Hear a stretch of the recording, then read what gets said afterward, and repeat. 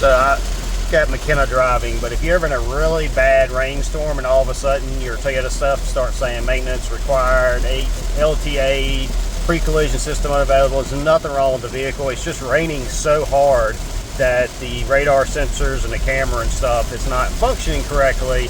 And once it finally stops raining and storming really bad, it'll eventually go away on its own, so don't panic.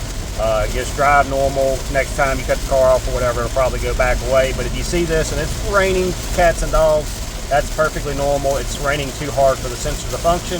Just throw a little tidbit out. It's a common question we get asked on the new safety sense system. Welcome to the channel. I have over a decade of experience in the Toyota world, and when questions get technical, I'm typically the go-to person. If I don't know the answer, I'll do my best to figure it out. Automotive industry changes quickly. This channel is for inspiring salespeople, people debating buying, and enthusiasts all alike. This will include walkarounds, how-tos, configurations, specs, along with some common asked questions. So if you have any, drop them in the comments and it could be the next video. If you found this video helpful, please like and subscribe. And until the next one, keep the wheels moving and hope you have a good one.